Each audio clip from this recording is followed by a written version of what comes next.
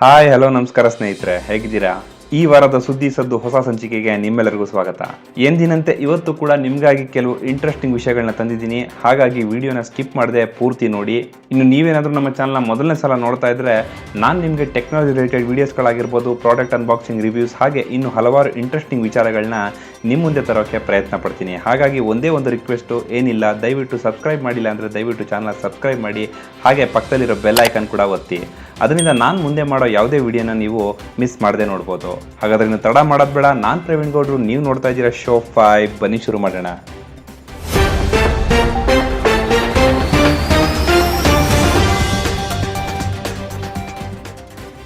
ಸ್ನೇಹಿತರೆ, ಇವತ್ತಿನ ಮೊದಲನೇ ಸುದ್ದಿ ನೋಡೋದಾದ್ರೆ ಬಿಟ್ಕಾಯಿನ್ ಅಂತ ತುಂಬಾ ಸುದ್ದಿ ಮಾಡಿತ್ತು. ನಾನು ಹಿಂದಿನ ಸಂಚಿಕೆಗಳಲ್ಲೂ ಕೂಡ ಇದೇ ಬಿಟ್ಕಾಯಿನ್ ಬಗ್ಗೆ ತಿಳಿಸಿದ್ದೆ. ಅದರ ಪ್ರೈಸ್ ವ್ಯಾಲ್ಯೂ ದಿನ ದಿನ ಹೆಚ್ಚಾಗ್ತಾನೆ ಹೋಗ್ತಾ ಇದೆ ಅಂತ. ಆದ್ರೆ ಈಗ ಸರ್ಕಾರದಿಂದ ಅದನ್ನ ಬ್ಯಾನ್ ಮಾಡೋದಕ್ಕೆ ಪ್ಲಾನ್ ಮಾಡ್ತಾ ಇದೆ. ಹೌದು ಸ್ನೇಹಿತರೆ, ಅದೊಂದು ಡಿಜಿಟಲ್ ಕರೆನ್ಸಿ ಆಗಿರೋದ್ರಿಂದ ಅದನ್ನ ಕನ್ಸಿಡರ್ ಮಾಡೋಕೆ ಸ್ವಲ್ಪ ಕಷ್ಟ ಆಗ್ಬೋದು. ಹಾಗಾಗಿ ಸರ್ಕಾರದಿಂದ ಅದನ್ನ ಬ್ಯಾನ್ ಮಾಡೋದಕ್ಕೆ ಪ್ಲಾನ್ ಮಾಡ್ತಾ ಇದೆಯಂತೆ. ಸೊ ಇನ್ನು ಇದನ್ನ ಕ್ರಿಪ್ಟೋ ಕರೆನ್ಸಿ ಅಂತ ಕರೀತಾರೆ. ಸೊ ಇದು ಯಾವುದೇ ರೀತಿ ಫಿಸಿಕಲ್ ರೂಪದಲ್ಲಿ ನಮಗೆ ಕಾಯಿನ್ ಆಗಲಿ ಮತ್ತೊಂದಾಗ್ಲಿ ಸಿಗೋದಿಲ್ಲ. ಸೊ ಕೇವಲ ನಮ್ಮ ಅಕೌಂಟ್ನಲ್ಲಿ ಮಾತ್ರ ಇದರ ವ್ಯಾಲ್ಯೂನ ನೋಡ್ಬೋದು. ಸೊ ಹಾಗಾಗಿ ಸರ್ಕಾರದಿಂದ ಒಂದು ಬಿಲ್ಲನ್ನು ಪಾಸ್ ಮಾಡ್ತಾ ಇದ್ದಾರೆ, ಎಲ್ಲ ಪ್ರೈವೇಟ್ ಕ್ರಿಪ್ಟೋ ಕರೆನ್ಸಿಗಳನ್ನ ಬ್ಯಾನ್ ಮಾಡಬೇಕು ಅಂತ. ಸೊ ನೀವೇನಾದ್ರೂ ಇದನ್ನ ತಗೋಬೇಕು ಅಂತ ಯೋಚನೆ ಮಾಡಿದ್ರೆ ಅಥವಾ ಆಲ್ರೆಡಿ ತಗೊಂಡಿದ್ರು ಕೂಡ ಖಂಡಿತ ಇದ್ರ ಬಗ್ಗೆ ನೀವು ಯೋಚನೆ ಮಾಡಲೇಬೇಕು. ಯಾಕೆಂದ್ರೆ ಇದ್ದಕ್ಕಿದ್ದಾಗೆ ಇದನ್ನ ಏನಾದ್ರೂ ಬ್ಯಾನ್ ಮಾಡಿಬಿಟ್ರೆ ಮತ್ತೆ ಇದನ್ನ ನೀವು ಯೂಸ್ ಮಾಡಕ್ ಆಗದೆ ಇದ್ರೂ ಆಗ್ಬೋದು. ಸೊ ಹಾಗಾಗಿ ನೀವೇನಾದ್ರೂ ಇದ್ರ ಬಗ್ಗೆ ಇನ್ವೆಸ್ಟ್ ಮಾಡಬೇಕು ಅಂತ ಏನಾದ್ರೂ ಪ್ಲಾನ್ ಮಾಡ್ತಿದ್ರೆ ಇದ್ರ ಬಗ್ಗೆ ಸಂಪೂರ್ಣವಾಗಿ ತಿಳ್ಕೊಂಡು ಆಮೇಲೆ ನಿರ್ಧಾರ ಮಾಡಿ. ಇನ್ನು ನಂತರದ ಸುದ್ದಿಯನ್ನು ನೋಡೋದಾದ್ರೆ ಸ್ಪಾಟಿಫೈ ಅಂತ ನೀವು ಕೇಳಿರ್ಬೋದು. ಇದು ಒಂದು ಆನ್ಲೈನ್ ಮ್ಯೂಸಿಕ್ ಆ್ಯಪ್. ಹೇಗೆ ನೀವು ಜಿಯೋ ಮ್ಯೂಸಿಕ್ ಆಗಿರ್ಬೋದು, ವಿಂಕ್ ಆಗಿರ್ಬೋದು ಅಥವಾ ಗಾನಾ ಆಗಿರ್ಬೋದು, ಇದೇ ರೀತಿ ಸ್ಪಾಟಿಫೈ ಕೂಡ ಒಂದು ಆನ್ಲೈನ್ ಮ್ಯೂಸಿಕ್ ಆ್ಯಪ್. ಸೊ ಇದರಲ್ಲಿ ಒಂದು ಹೊಸ ಫೀಚರ್ ಬರ್ತಾ ಇದೆ. ಅದೇನಪ್ಪ ಅಂದರೆ ಇದು ನಿಮ್ಮ ಎಮೋಷನ್ಗೆ ತಕ್ಕಂತೆ ಮ್ಯೂಸಿಕ್ ಪ್ಲೇ ಮಾಡುತ್ತೆ. ಹೌದು ಸ್ನೇಹಿತರೆ, ಸ್ಪಾಟಿಫೈ ಆ್ಯಪ್ನಲ್ಲಿ ನೀವು ಆ ಸಮಯದಲ್ಲಿ ಹೇಗಿರ್ತೀರಾ, ನೀವು ಸಿಟ್ಟಾಗಿರ್ತೀರಾ ಅಥವಾ ಬೇಜಾರಾಗಿದ್ದೀರಾ ಅಥವಾ ಒಳ್ಳೆ ಮೂಡ್ನಲ್ಲಿದ್ದೀರಾ, ಇದಕ್ಕೆ ತಕ್ಕಂತೆ ಮ್ಯೂಸಿಕ್ನ ಪ್ಲೇ ಮಾಡುತ್ತೆ. ಸೊ ನೀವು ಇದನ್ನು ವಾಯ್ಸ್ ಕಮೆಂಟ್ ಮೂಲಕ ಆಪ್ರೇಟ್ ಮಾಡ್ಬೋದು. ಸೊ ನೀವು ಮಾತಾಡುವಾಗ ನಿಮ್ಮ ವಾಯ್ಸ್ ಡೇಟಾನ ಅನಲೈಸ್ ಮಾಡಿ, ಸೊ ಆ ಸಮಯದಲ್ಲಿ ನೀವು ತುಂಬ ಬೇಜಾರಾಗಿದ್ದೀರಾ ಅಥವಾ ಹೊರಗಡೆಯಿಂದ ಬಂದು ತುಂಬ ಸುಸ್ತಾಗಿದ್ದರೆ ನಿಮ್ಮನ್ನು ಚೇರ್ ಅಪ್ ಮಾಡೋದಕ್ಕೆ ಒಳ್ಳೆ ಮ್ಯೂಸಿಕ್ನ ಪ್ಲೇ ಮಾಡುತ್ತೆ. ಹಾಗೆ ಇದರಲ್ಲಿ 4 ಕ್ಯಾಟಗರಿ ಕೂಡ ಮಾಡಲಾಗಿದೆ: ಹ್ಯಾಪಿ, ಸ್ಯಾಡ್, ಮೂಡ್ ಮತ್ತು ನ್ಯೂಟ್ರಲ್ ಅಂತ. ಇದನ್ನು ಕೂಡ ನೀವು ಸೆಲೆಕ್ಟ್ ಮಾಡಿಕೊಂಡು ಪ್ಲೇ ಮಾಡ್ಬೋದು. ಅದೊಂದೇ ಅಲ್ಲ ಸ್ನೇಹಿತರೆ, ನೀವು ಮಾತಾಡುವಾಗ ಇದು ನಿಮ್ಮ ಜೆಂಡರ್, ಏಜ್ ಕೂಡ ಡಿಟೆಕ್ಟ್ ಮಾಡುತ್ತಂತೆ. ಸೊ ನಿಮ್ಮ ವಯಸ್ಸಿಗೆ ಅನುಗುಣವಾಗಿ ಕೂಡ ಇದು ಪ್ಲೇ ಮಾಡುತ್ತೆ. ನೋಡಿ ಸ್ನೇಹಿತರೆ, ಈಗಂತೂ ನಮಗೆ ಬೇಕಾದಾಗೆ ಯಾವಾಗ ಬೇಕಾದರೂ ಏನು ಬೇಕಾದರೂ ಕೇಳ್ಬೋದು. ಆದರೆ ನಿಮಗೆ ನೆನಪಿದೆಯಾ, ಮೊದಲೆಲ್ಲ ನಾವು ಹಾಡು ಕೇಳಬೇಕು ಅಂದರೆ ಭಾನುವಾರ 7 ಗಂಟೆ ಕಾಯಬೇಕಿತ್ತು ಚಿತ್ರಮಂಜರಿ ಬರೋಕ್ಕೆ. ನಿಮ್ಮಲ್ಲಿ ಎಷ್ಟು ಜನಕ್ಕೆ ಅದ್ರ ಬಗ್ಗೆ ನೆನಪಿದೆಯೋ ಗೊತ್ತಿಲ್ಲ, ಅದು ಬೇಡಿ. ಇನ್ನು ನಂತರದ ಸುದ್ದಿಯನ್ನು ನೋಡೋದಾದ್ರೆ ಹುಂಡೈ ಮತ್ತು ಆಪಲ್ ಸೇರಿ ಒಂದು ಎಲೆಕ್ಟ್ರಿಕ್ ಕಾರ್ ಲಾಂಚ್ ಮಾಡುತ್ತೆ ಅಂತ ಸುದ್ದಿ ಹಬ್ಬಿತ್ತು. ಅದು ಕೂಡ ಆಟೋನಮಸ್ ಕಾರ್ ಆಗುತ್ತೆ ಅಂತ, ಅಂದ್ರೆ ಒಂದು ಡ್ರೈವರ್ಲೆಸ್ ಎಲೆಕ್ಟ್ರಿಕ್ ಕಾರ್ ಆಗುತ್ತೆ ಅಂತ ಸುದ್ದಿ ಬರ್ತಾ ಇತ್ತು. ಆದ್ರೆ ಈಗ ಹುಂಡೈ ಆಗಲಿ ಅಥವಾ ಆಪಲ್ ಆಗಲಿ ಇದ್ರ ಬಗ್ಗೆ ಯಾವುದೇ ರೀತಿ ಅಫಿಷಿಯಲ್ ಆಗಿ ಕಮೆಂಟ್ ಮಾಡ್ತಾ ಇಲ್ಲ. ಹುಂಡೈನವರು ಹೇಳ್ತಾ ಇದ್ದಾರೆ, ನಾವು ಯಾವುದೇ ಕಾರ್ ಮ್ಯಾನುಫ್ಯಾಕ್ಚರ್ ಮಾಡಿದ್ರು ನಮ್ಮ ಕಡೆಯಿಂದನೇ ಮಾಡ್ತೀವಿ, ಅದಕ್ಕೋಸ್ಕರ ಆಪಲ್ ಜೊತೆ ಟೈ ಅಪ್ ಆಗಲೇಬೇಕು ಅಂತ ಏನಿಲ್ಲ. ಅಂತ ಸಂದರ್ಭ ಬಂದರೆ ಖಂಡಿತ ನಿಮಗೆ ತಿಳಿಸ್ತೀವಿ ಅಂತ ಕೂಡ ಹೇಳಿದ್ದಾರೆ. ಅದೇ ರೀತಿ ಆಪಲ್ ಕೂಡ ಯಾವುದೇ ರೀತಿ ಅಫಿಷಿಯಲ್ ಆಗಿ ಹುಂಡೈ ಜೊತೆ ಕೊಲಾಬರೇಟ್ ಆಗಿದ್ದೀವಿ ಅಂತ ಎಲ್ಲೂ ತಿಳಿಸಿಲ್ಲ. ಆದರೆ ಇದರ ಟ್ರೋಲ್ ವಿಡಿಯೋಗಳಂತೂ ಸೋಷಿಯಲ್ ಮೀಡಿಯಾದಲ್ಲಿ ತುಂಬಾ ಹರಿದಾಡ್ತಾ ಇದಾವೆ. ತುಂಬಾ ಜನ ಇದ್ರ ಬಗ್ಗೆ ಒಂದು ಕಾನ್ಸೆಪ್ಟ್ ವಿಡಿಯೋಗಳನ್ನ ಮಾಡಿ ಕಾರ್ಗಳನ್ನ ವೈರ್ಲೆಸ್ ಚಾರ್ಜಿಂಗ್ ಮಾಡೋದಾಗ್ಲಿ, ಅದರ ಫೀಚರ್ಸ್ ಗಳ ಬಗ್ಗೆ ಆಗ್ಲಿ ತುಂಬಾ ವಿಡಿಯೋಗಳನ್ನ ಮಾಡಿ ಬಿಡ್ತಾ ಇದ್ದಾರೆ. ಆದರೆ ಇದ್ರ ಬಗ್ಗೆ ಅಫಿಷಿಯಲ್ ಆಗಿ ಎಲ್ಲೂ ಹೊರ ಬಂದಿಲ್ಲ. ಇನ್ನು ನಂತರದ ಸುದ್ದಿಯನ್ನು ನೋಡೋದಾದ್ರೆ ಮತ್ತೊಂದು ಗೇಮಿಂಗ್ ಮೌಸ್ ಬರ್ತಾ ಇದೆ ಸ್ನೇಹಿತರೆ. ನಾನು ಹಿಂದಿನ ವಿಡಿಯೋದಲ್ಲೂ ಕೂಡ ಹೇಳಿದ್ದೆ, ರೇಸರ್ ಕಂಪನಿಯಿಂದ ಒಂದು ಹೊಸ ಮೌಸ್ ಬರ್ತಾ ಇದೆ. ಅದು ಎಸ್ಪೆಷಲಿ ಗೇಮಿಂಗ್ಗೋಸ್ಕರನೇ ಮಾಡಿರುವಂಥದ್ದು. ಅದರ ಹೆಸರು ಬಂದು ರೇಸರ್ ನಾಗಾ ಅಂತ. ಅದರ ವಿಶೇಷತೆಯನ್ನು ನೋಡೋದಾದ್ರೆ ಅದರಲ್ಲಿ 16 ಬಟನ್ ಇರುತ್ತೆ ಅಂತ ಹೇಳಿದ್ದೆ. ಆದರೆ ಈಗ ಅವ್ರದ್ದೇ ಮತ್ತೊಂದು ಗೇಮಿಂಗ್ ಮೌಸ್ ಬರ್ತಾ ಇದೆ. ಇದರ ಹೆಸರು ರೇಸರ್ ವೈಪರ್ ಅಂತ. ಯಾಕೋ ಗೊತ್ತಿಲ್ಲ ಸ್ನೇಹಿತರೆ, ಇವರು ಮೌಸ್ಗಳಿಗೆ ಹಾವಿನ ಹೆಸರುಗಳೇ ಇಡ್ತಾ ಇದ್ದಾರೆ. ಅದರಲ್ಲಿ ನಾಗಾ ಅಂತ ಇತ್ತು, ಇದರಲ್ಲಿ ವೈಪರ್ ಅಂತ ಇದೆ. ಸೊ ಇನ್ನು ಇದು ಕೂಡ ಸ್ಪೆಷಲ್ ಆಗಿ ಗೇಮಿಂಗ್ಗೋಸ್ಕರನೇ ಮಾಡಿರುವಂಥ ಮೌಸ್. ಆದರೆ ಇದರ ಸ್ಪೆಷಾಲಿಟಿ ಏನಂದ್ರೆ ಇದು ರೇಸರ್ ವೈಪರ್ 8K ಅಂತ. ಸೊ 8K ಅಂದರೆ ಇದು 8000 ಹರ್ಟ್ಸ್ ಪ್ರೊಡ್ಯೂಸ್ ಮಾಡುತ್ತೆ. ಅಂದ್ರೆ ಸಾಮಾನ್ಯವಾಗಿ ಒಂದು ಗೇಮಿಂಗ್ ಮೌಸ್ ಬಂದು 1000 ಹರ್ಟ್ಸ್ ಪ್ರೊಡ್ಯೂಸ್ ಮಾಡುತ್ತೆ. ಸೊ ಇದರಿಂದ ನಾವು ಮೌಸ್ ನಲ್ಲಿ ಯಾವುದೇ ಆಕ್ಷನ್ ಮಾಡಿದ್ರು ಕೂಡ ಅದು ಸ್ಮೂತ್ ಆಗಿರಬೇಕು, ಅಷ್ಟೇ ಫಾಸ್ಟ್ ಆಗಿ ರೆಸ್ಪಾನ್ಸ್ ಮಾಡಬೇಕು. ಸೊ ಇನ್ನು ಈ ಮೌಸ್ ನಲ್ಲಿ 8000 ಹರ್ಟ್ಸ್ ಇರುತ್ತೆ. ಸೊ ಹಾಗಾಗಿ ಇದು 8 ಪಟ್ಟು ಹೆಚ್ಚು ಫಾಸ್ಟರ್ ಇರೋದ್ರಿಂದ ಇದಕ್ಕೆ 8K ಅಂತ ಕರೀತಾರೆ. ಸೊ ಇನ್ನು ಇದು 8 ಪಟ್ಟು ಹೆಚ್ಚಿದೆ ಅಂದ್ರೆ ಜಸ್ಟ್ ಅಸ್ಯೂಮ್ ಮಾಡ್ಕೊಳ್ಳಿ ಇನ್ನೆಷ್ಟು ಇದು ಫಾಸ್ಟ್ ಆಗಿ ರೆಸ್ಪಾನ್ಸ್ ಮಾಡ್ಬೋದು ಅಂತ. ಸೊ ಯಾವುದೇ ರೀತಿ ನೀವು ಇದರಲ್ಲಿ ಲ್ಯಾಗ್ ಅನ್ನು ಕಂಡು ಬರೋದಿಲ್ಲ. ಸೊ ಹಾಗಾಗಿ ನಿಮ್ಮ ಗೇಮಿಂಗ್ ನಲ್ಲಿ ಒಂದು ಬೆಸ್ಟ್ ಎಕ್ಸ್ಪೀರಿಯನ್ಸ್ ಕಾಣ್ಬೋದು. ಇನ್ನು ಇದರಲ್ಲಿ ಲೆಫ್ಟ್ ಹ್ಯಾಂಡ್ ಹಾಗೂ ರೈಟ್ ಹ್ಯಾಂಡ್ ಇಬ್ರು ಕೂಡ ಯೂಸ್ ಮಾಡ್ಬೋದು. ಹಾಗೆ ಇದರಲ್ಲಿ RGB ಲೈಟಿಂಗ್ ಕೂಡ ಕಾಣ್ಬೋದು. ಮತ್ತೆ ಇದರಲ್ಲಿ ಮೆಮೊರಿ ಕೂಡ ಇರುತ್ತೆ. ಸೊ ಏನಂತಂದ್ರೆ ನೀವು ಗೇಮ್ ಆಡುವಾಗ ಕೆಲವೊಂದು ಸೆಟ್ಟಿಂಗ್ಸ್ಗಳನ್ನ ಮಾಡ್ಕೋಬೇಕಾಗತ್ತೆ. ಸೊ ಒಂದ್ಸತಿ ನೀವು ಸೆಟ್ಟಿಂಗ್ಸ್ ಮಾಡ್ಕೊಂಡ್ಮೇಲೆ ಮತ್ತೆ ನೀವು ಮೌಸ್ನ ಪ್ಲಗ್ ಮಾಡಿದ್ರೆ ಸಾಕು, ಮತ್ತೆ ಯಾವುದೇ ರೀತಿ ಸೆಟ್ಟಿಂಗ್ಸ್ನ ಚೇಂಜ್ ಮಾಡೋ ಅವಶ್ಯಕತೆ ಇರೋದಿಲ್ಲ. ಸೊ ಸಾಮಾನ್ಯವಾಗಿ ಈ ಮೌಸ್ಗಳು ಸ್ವಲ್ಪ ಎಕ್ಸ್ಪೆನ್ಸಿವ್ ಆಗೇ ಇರುತ್ತೆ.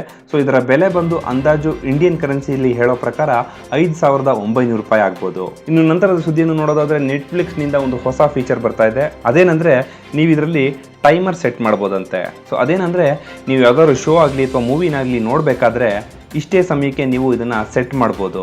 15 ನಿಮಿಷಕ್ಕೋ ಅಥವಾ ಅರ್ಧ ಗಂಟೆಗೋ ಅಥವಾ 1 ಗಂಟೆಗೋ ಅಥವಾ ಆ ಶೋ ಮುಗಿಯೋವರೆಗೂ ಎಷ್ಟು ಟೈಮ್ ಆಗುತ್ತೋ ಅದನ್ನು ಕೂಡ ನೀವು ಸೆಲೆಕ್ಟ್ ಮಾಡ್ಬೋದು. ಅದಾದ್ಮೇಲೆ ಅದಾಗದೇ ಅದು ಆಫ್ ಆಗುತ್ತೆ. ಇನ್ನು ಇದು ಎಸ್ಪೆಷಲಿ ಯಾರಿಗೂ ಉಪಯೋಗ ಆಗುತ್ತೆ ಅಂದ್ರೆ ಕೆಲವರು ವಿಡಿಯೋ ನೋಡ್ತಾ ಅಥವಾ ಫಿಲ್ಮ್ ನೋಡ್ತಾ ನಿದ್ದೆ ಹೋಗ್ಬಿಡ್ತಾರೆ.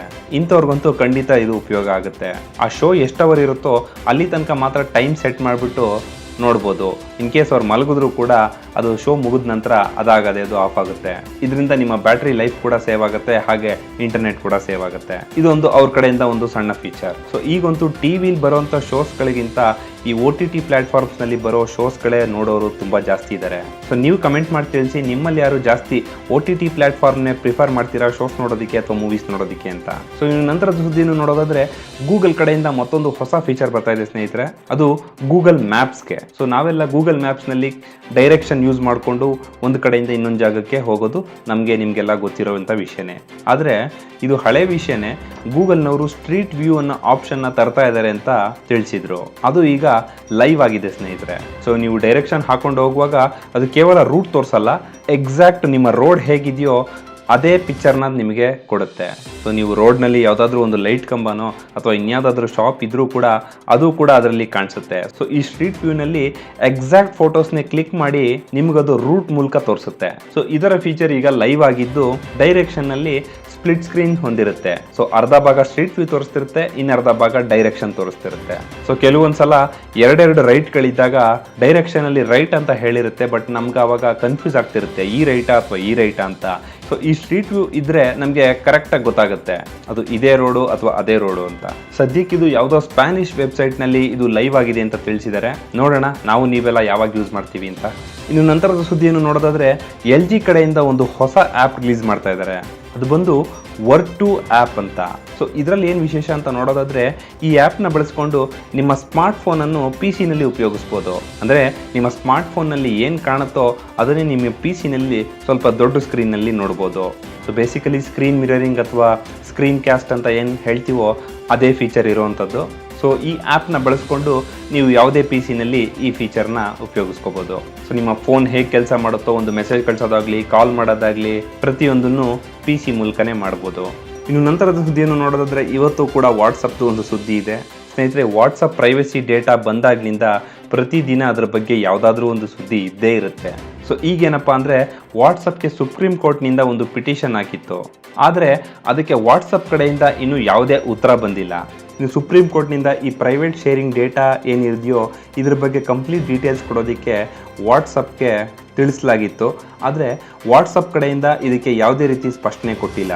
ಅವ್ರಿಗೆ ಇದ್ರ ಬಗ್ಗೆ ಏನು ಕೊಡಬೇಕು ಅಂತ ಗೊತ್ತಿಲ್ವೋ ಅಥವಾ ಸುಮ್ಮನೆ ಡಿಲೇ ಮಾಡ್ತಿದ್ದಾರೋ ಗೊತ್ತಿಲ್ಲ. ಆದರೆ ವಾಟ್ಸಪ್ ಇದೊಂದು ವಿಚಾರದಿಂದ ಅದರ ರೆಪ್ಯುಟೇಷನ್ನೇ ಹಾಳು ಮಾಡ್ಕೊಂಡ್ಬಿಡ್ತು. ಸ್ನೇಹಿತರೆ ನಂತರದ ಸುದ್ದಿಯನ್ನು ನೋಡೋದಾದರೆ ನಿಮಗೆ ಗೊತ್ತಿರ್ಬೋದು, ನಿನ್ನೆ ತಾನೇ 2021 ಬಜೆಟ್ ಆಯಿತು. ಸೊ ಇದರಲ್ಲಿ ಒಂದು ವಿಷಯವನ್ನು ನೋಡೋದಾದರೆ ಮೊಬೈಲ್ ಚಾರ್ಜರ್ ಪಾರ್ಟ್ಸ್ ಆಗಿರ್ಬೋದು ಅಥವಾ ಒಂದು ಮೊಬೈಲ್ ಮಾಡೋದಕ್ಕೆ ಬೇಕಾಗುವಂಥ ಪಾರ್ಟ್ಸ್ಗಳಾಗಿರ್ಬೋದು, ಇದರ ಇಂಪೋರ್ಟ್ ಡ್ಯೂಟಿನ ಹೆಚ್ಚು ಮಾಡಲಾಗಿದೆ. ಸೊ ಇದರಿಂದ ಇನ್ಮುಂದೆ ಬರುವಂಥ ಮೊಬೈಲ್ಗಳ ಪ್ರೈಸ್ ಕೂಡ ಹೆಚ್ಚಾಗ್ಬೋದು ಅಂತ ತಿಳಿಸಿದ್ದಾರೆ. ಸಾಮಾನ್ಯವಾಗಿ ಪ್ರತಿ ವರ್ಷ ಈ ಎಲೆಕ್ಟ್ರಾನಿಕ್ ಗ್ಯಾಜೆಟ್ಸ್ಗಳಾಗಿರ್ಬೋದು ಅಥವಾ ಆಟೋಮೊಬೈಲ್ ಇಂಡಸ್ಟ್ರಿಗಳಲ್ಲಾದರೂ ಆಗಿರ್ಬೋದು ಪ್ರತಿ ವರ್ಷ ಸ್ವಲ್ಪ ಹೆಚ್ಚು ಆಗ್ತಾನೆ ಹೋಗುತ್ತೆ. ಸೊ ಈ ವರ್ಷನೂ ಕೂಡ ಇದರ ಇಂಪೋರ್ಟ್ ಡ್ಯೂಟಿ ಹೆಚ್ಚು ಮಾಡಿರೋದ್ರಿಂದ ಇದರ ಬೆಲೆ ಕೂಡ ಹೆಚ್ಚಾಗ್ಬೋದು. ಸೊ ಹಾಗಾಗಿ ಇನ್ಮುಂದೆ ಬರುವಂಥ ಮೊಬೈಲ್ ಪ್ರೈಸ್ಗಳಲ್ಲಿ ಸ್ವಲ್ಪ ಏರಿಕೆ ಕಾಣ್ಬೋದು. ಇನ್ನು ಮೊದಲು ಕೆಲವೊಂದು ಪಾರ್ಟ್ಸ್ಗಳಿಗೆ ಯಾವುದೇ ರೀತಿ ಇಂಪೋರ್ಟ್ ಡ್ಯೂಟಿ ಇರ್ತಿರಲಿಲ್ಲ, ಆದರೆ ಈಗ 2.5% ಇನ್ಕ್ರೀಸ್ ಮಾಡಿದ್ದಾರೆ. ಆದರೆ ಕೆಲವೊಂದು ಅನಲಿಸ್ಟ್ಗಳ ಪ್ರಕಾರ ಈಗಾಗಲೇ ಸಾಕಷ್ಟು ಲೋಕಲ್ ಸಪ್ಲೈಯರ್ಸ್ಗಳು ಇರೋದ್ರಿಂದ ಇಂಪೋರ್ಟ್ನ ಅವಶ್ಯಕತೆ ಇರೋದಿಲ್ಲ, ಹಾಗಾಗಿ ಅಂಥ ಸಮಸ್ಯೆ ಕಾಣೋದಿಲ್ಲ ಅಂತ ಕೂಡ ಹೇಳಿದ್ದಾರೆ. ಇದ್ರೂ ಕೂಡ ಅದು ಶಾರ್ಟ್ ಟೈಮ್ ಪೀರಿಯಡಿಗೆ ಮಾತ್ರ. ಸೊ ಇನ್ನು ಈ ಪಾರ್ಟ್ಸ್ಗಳ ಎಕ್ಸಾಕ್ಟ್ ಡೀಟೇಲ್ಸನ್ನು ನೋಡೋದಾದರೆ ಸರ್ಕ್ಯೂಟ್ ಬೋರ್ಡ್ ಆಗಿರ್ಬೋದು ಅಥವಾ ಕ್ಯಾಮ್ರಾ ಮಾಡೆಲ್ಗಳಾಗಿರ್ಬೋದು ಅಥವಾ ಇನ್ಯಾವುದಾದ್ರು ಕನೆಕ್ಟರ್ಸ್ಗಳಾಗಿರ್ಬೋದು, ಈ ಪಾರ್ಟ್ಸ್ಗಳಿಗೆ ಇಂಪೋರ್ಟ್ ಡ್ಯೂಟಿ ಹೆಚ್ಚು ಮಾಡಿದ್ದಾರೆ. ಸ್ನೇಹಿತರೆ, ಇನ್ನು ನಂತರದ ಸುದ್ದಿಯನ್ನು ನೋಡೋದಾದರೆ ಶಾಮಿನಿಂದ ಒಂದು ಏರ್ ಚಾರ್ಜರ್ ಬರ್ತಾ ಇದೆ. ಇದೇನು ಅಂತ ನೀವು ಕೇಳೋದಾದರೆ, ನಮ್ಮ ಮೊಬೈಲ್ ಚಾರ್ಜ್ ಮಾಡೋಕ್ಕೆ ಚಾರ್ಜರ್ ಬೇಕು. ಹೌದು, ಬೇಕೇ ಬೇಕು, ನಿಜ. ಸೊ ಅದರಲ್ಲೇ ಹೊಸ ಟೆಕ್ನಾಲಜಿ ಬರ್ತಾ ಇದೆ. ಚಾರ್ಜರ್ಗಳಲ್ಲೇ ಕ್ವಿಕ್ ಫಾಸ್ಟ್ ಚಾರ್ಜಿಂಗ್ ಟೆಕ್ನಾಲಜಿ ಬಂತು, ಅದಾದಮೇಲೆ ವೈರ್ಲೆಸ್ ಚಾರ್ಜಿಂಗ್ ಕೂಡ ಬಂತು, ಈಗ ಏರ್ ಚಾರ್ಜರ್ ಕೂಡ ಬರ್ತಾ ಇದೆ. ಸೊ ಇದರಲ್ಲಿ ನೀವು ಮೊಬೈಲ್ನ ಪ್ಲಗ್ಗೂ ಹಾಕಬೇಕಾಗಿಲ್ಲ ಅಥವಾ ವೈರ್ಲೆಸ್ ಚಾರ್ಜರ್ ಮೇಲೂ ಇಡಬೇಕಾಗಿಲ್ಲ. ನಿಮ್ಮ ಜೇಬ್ನಲ್ಲೇ ಇಟ್ಕೊಂಡ್ರೂ ಕೂಡ ಅದು ಚಾರ್ಜ್ ಆಗುತ್ತೆ. ಹೌದು ಸ್ನೇಹಿತರೆ, ಈ ಚಾರ್ಜರ್ನ ನೀವು ಯಾವುದಾದ್ರೂ ಒಂದು ಮೂಲೆಯಲ್ಲಿ ಪ್ಲಗ್ ಮಾಡಿ ಇಟ್ಬಿಟ್ರೆ ಸಾಕು, ವೈಫೈ ಅಥವಾ ಬ್ಲೂಟೂತ್ ಟೆಕ್ನಾಲಜಿಯಿಂದ ಇದು ನಿಮ್ಮ ಮೊಬೈಲನ್ನು ಚಾರ್ಜ್ ಮಾಡುತ್ತೆ. ಆದರೆ ಇದಕ್ಕೆ ಅನುಗುಣವಾಗಿ ನಿಮ್ಮ ಮೊಬೈಲ್ನಲ್ಲೂ ಈ ಫೀಚರ್ ಇರಬೇಕಾಗತ್ತೆ. ಸೊ ನಿಮ್ಮ ಮೊಬೈಲ್ನಲ್ಲಿ ಬೆಕಾನ್ ಆಂಟೆನಾ ಇನ್ಸ್ಟಾಲ್ ಮಾಡಿರಬೇಕು. ಸೊ ಈ ಆಂಟೆನಾ ಮೂಲಕ ವೈರ್ಲೆಸ್ನಿಂದನೇ ಕೂಡ ಚಾರ್ಜ್ ಮಾಡುತ್ತೆ. ಅದಕ್ಕೆ ಅಂತ ಒಂದಿಷ್ಟು ಡಿಸ್ಟೆನ್ಸ್ ಇರುತ್ತೆ. ಸೊ ಆ ಡಿಸ್ಟೆನ್ಸ್ನಲ್ಲಿ ನೀವು ನಿಮ್ಮ ಜೇಬ್ನಲ್ಲಿ ಇಟ್ಕೊಂಡ್ರೂ ಕೂಡ ಇದು ಚಾರ್ಜ್ ಆಗುತ್ತೆ. ಸೊ ಹಾಗೆ ಒಂದೇ ಸಲ ಮಲ್ಟಿಪಲ್ ಡಿವೈಸಸ್ನ ಚಾರ್ಜ್ ಮಾಡ್ಬೋದು. ಸದ್ಯಕ್ಕೆ ಇದು 5 ವ್ಯಾಟ್ ಚಾರ್ಜಿಂಗ್ ಕೆಪಾಸಿಟಿ ಹೊಂದಿರುತ್ತೆ. ಹಾಗೆ ಇದು ಹಂತವಾಗಿ ಸ್ಮಾರ್ಟ್ ವಾಚಸ್ ಆಗಿರ್ಬೋದು ಅಥವಾ ಫಿಟ್ ಬ್ಯಾಂಡ್ಸ್ ಆಗಿರ್ಬೋದು, ಇನ್ನು ಬ್ಲೂಟೂತ್ ಡಿವೈಸಸ್ಗಳು ಯಾವ್ಯಾವ ಇದಾವೋ ಇದನ್ನೆಲ್ಲ ಕೂಡ ವೈರ್ಲೆಸ್ನಿಂದನೇ ಚಾರ್ಜ್ ಮಾಡುವಂಥ ಫೀಚರ್ ಬರುತ್ತೆ.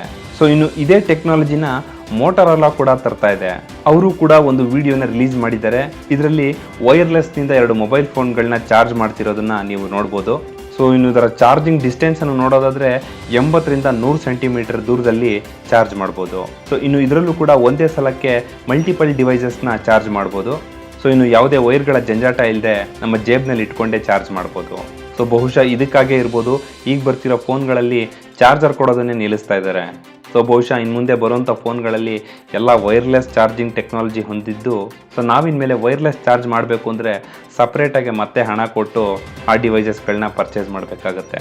ಸೊ ಸ್ನೇಹಿತರೆ, ಇದಿಷ್ಟು ಇವತ್ತಿನ ಇಂಟ್ರೆಸ್ಟಿಂಗ್ ಸುದ್ದಿಗಳು. ಅದು ಇಂಟ್ರೆಸ್ಟಿಂಗ್ ಹೌದೋ ಅಲ್ವೋ ಅಂತ ನೀವು ದಯವಿಟ್ಟು ಕಮೆಂಟ್ ಮಾಡಿ ತಿಳಿಸ್ಬೇಕು.